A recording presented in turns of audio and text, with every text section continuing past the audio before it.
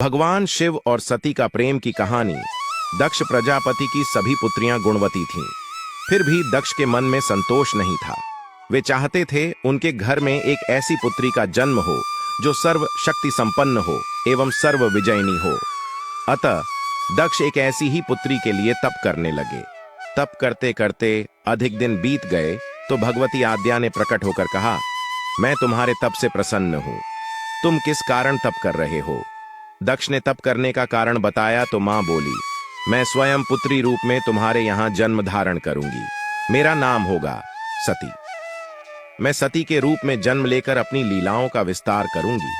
फलतः भगवती आद्या ने सती रूप में दक्ष के यहां जन्म लिया। सती दक्ष की सभी पुत्रियों में सबसे अलौकिक थीं।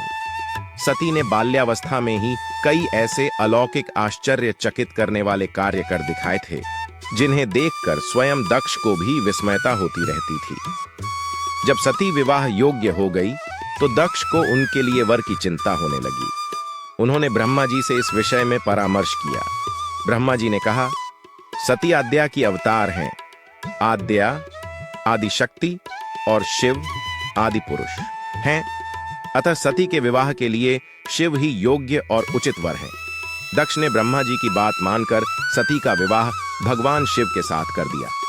सती कैलाश में जाकर भगवान शिव के साथ रहने लगी। भगवान शिव के दक्ष के दामाद थे, किंतु किसी वजह से दक्ष के हृदय में भगवान शिव के प्रति बैर और विरोध भाव पैदा हो गया। एक बार देवलोक में ब्रह्मा ने धर्म के निरूपण के लिए एक सभा का आयोजन किया था। सभी बड़े बड़े देवता सभा में एकत्र हुए। भगवान शिव भी इस सभा में बैठे थे। सभा मंडल में दक्ष का आगमन हुआ। दक्ष के आगमन पर सभी देवता उठकर खड़े हो गए, पर भगवान शिव खड़े नहीं हुए। उन्होंने दक्ष को प्रणाम भी नहीं किया। फलतः दक्ष ने अपमान का अनुभव किया। केवल यही नहीं, उनके हृदय में भगवान शिव के प्रति ईर्ष्या की आग जल उठी। वे उनसे बदला लेने के लिए समय और अवसर की प्रतीक्षा करने लगे। एक बार सती और शिव कैलाश पर्वत पर बैठे हुए परस्पर वार्तालाप कर रहे थे। उसी समय आकाश मार्ग से कई विमान कणखल की ओर जाते हुए दिखाई पड़े। सती ने उन विमानों को दिखकर भगवान शिव से पूछा, प्रभु, ये सभी विमान किसके हैं और कहां जा रहे हैं? भगवान शंकर ने उत्तर दिया, आपके पिता ने बड़े यज्ञ का आयोजन किया है। समस्त देवता और देवांगनाएं इन विमानों में बैठकर उसी यज्ञ में सम्मिलित होने के लिए जा रहे हैं। इस पर सती ने दूसरा प्रश्न किया, क्या मेरे पिता ने आपको यज्ञ में सम्मिलित होने के लिए नहीं बुलाया?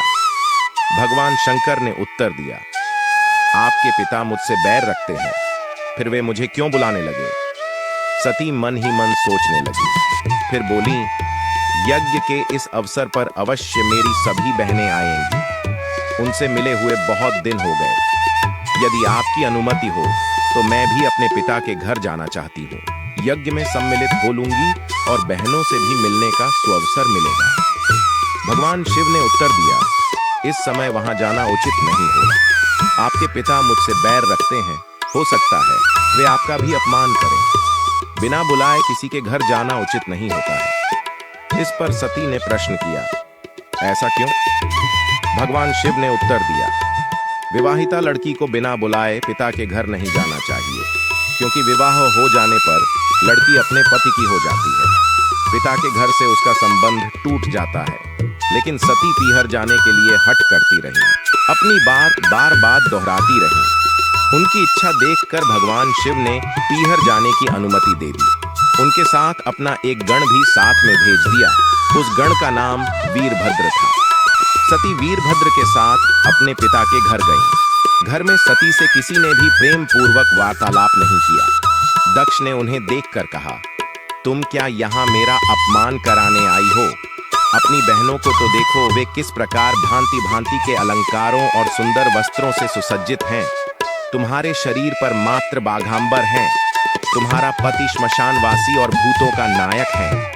वह तुम्हें बाघांबर छोड़कर और पहना ही क्या सकता है? दक्ष के कथन से सती के हृदय में पश्चाताप का सागर उमड़ पड़ा। वे सोचने लगीं, उन्होंने यहाँ आकर अच्छा नहीं किया। भगवान ठीक ही कह रहे थे, बिना बुलाए पिता के घर भी नहीं जाना चाहिए। पर अब क्या हो सकता है, अब तो आ ही गई हूँ। पिता के कटु और अपमानजनक शब्द सुनकर भी सती मौन रही। वे उस यज्ञ मंडल में गईं जहां सभी देवता और आरआर मुनि बैठे थे तथा यज्ञ कुंड में धू-धू करती जलती हुई अग्नि में आहुतियां डाली जा रही थीं। सती ने यज्ञ मंडप में सभी देवताओं के तो भाग देखे, किंतु भगवान शिव का भाग नहीं देखा। वे भगवान शिव का भाग न देखकर अपने पिता से बोली, पितृश्रेष्ठ, यज्ञ में तो सबके भाग दिखाई पड़ रहे हैं, किंतु कैलाशपति का भाग नहीं है। आपने उनका भाग क्यों नहीं रखा? दक्ष ने गर्व से उत्तर दिया, मैं तुम्हारे पति शिव को देवता नहीं समझता। वह तो भूतों का स्वामी, नग्न रहने वाला और हड्डियों की माला धारण करने वाला है। वह देवताओं की पंक्ति में बैठने योग्य नहीं है, उसे कौन भाग देगा? सती के नेत्र लाल हो उठे, उनका मुखमंडल प्रलय के सूर्य की भांति तेजोदीप्त हो उठा। उन्होंने पीड़ा से तिलमिलाते हुए कहा, ओह, मैं इन शब्दों को कैसे सुन रही हूं? मुझे धिक्कार है। देवताओं, तुम्हें भी धिक्कार है। तुम भी उन कैलाशपति के लिए इन शब्दों को कैसे सुन रहे हो जो मंगल के प्रतीक हैं और जो क्षण मात्र में संपूर्ण सृष्टि को नष्ट करने की शक्ति रखते हैं। वे मेरे स्वामी हैं। नारी के लिए उसका पति ही स्वर्ग होता है। जो नारी अपने पति के लिए अपमानजनक शब्दों को सुनती है, उसे नरक में जाना पड़ता है। पृथ्वी सुनो, आकाश सुनो और देवताओं, तुम भी सुनो। मेरे पिता ने मेरे स्वामी का अपमान किया है। मैं अब एक क्षण भी जीवित रहना नहीं चाहती। सती अपने कथन को समाप्त करती हुई यज्ञ के कुंड में कूद पड़ी। जलती हुई आहुतियों के साथ उनका शरीर भी जलने लगा। यज्ञ मंडप में खलबली पैदा हो गई, हाहाकार मच गया। देवता उठकर खड़े हो गए। वीरभद्र क्रोध से कांप उठे। वे उछल उछल कर यज्ञ का विध्वंस करने लगे। यज्ञ मंडप में भगदड़ मच गई। देवता और आरआर मुनि भाग खड़े हुए। वीरभद्र ने देखते ही देखते दक्ष का मस्तक काट कर फेंक दिया। समाचार भगवान शिव के कानों में भी पड़ा। वे प्रचंड आंधी की भांति कणखल जा पहुंचे। सती के जले हुए शरीर को देखकर भगवान शिव ने अपने आप को भूल गए। सती के प्रेम और उनकी भक्ति ने शंकर के मन को व्याकुल कर दिया। उन शंकर के मन को व्याकुल कर दिया जिन्होंने काम पर भी विजय प्राप्त की थी और जो सारी सृष्टि को नष्ट करने की क्षमता रखते थे। वे सती के प्रेम में खो गए, बेसुध हो गए। भगवान शिव ने उन्मत्त की भांति सती के जले हुए शरीर को कंधे पर रख लिया। वे सभी दिशाओं में भ्रमण करने लगे। शिव और सती के इस अलौकिक प्रेम को देखकर पृथ्वी रुक गई, हवा रुक गई, जल का प्रवाह ठहर गया और रुक गई देवताओं की सांसें। सृष्टि व्याकुल हो उठी। सृष्टि के प्राणी पुकारने लगे, त्राहिमाम, त्राहिमाम। भयानक संकट उपस्थित देखकर सृष्टि के पालक भगवान विष्णु आगे बढ़े। वे भगवान शिव की बेसुधी में अपने चक्र से सती के एक एक अंग को काट काट कर गिराने लगे। धरती पर 51 स्थानों में सती के अंग कट कट कर गिरे। जब सती के सारे अंग कटकर गिर गए तो भगवान शिव पुनः अपने आप में आए। जब वे अपने आप में आए तो पुनः सृष्टि के सारे कार्य चलने लगे। धरती पर जिन 51 स्थानों में सती के अंग कट कट कर गिरे थे, वे ही स्थान आज शक्तिपीठ माने जाते हैं।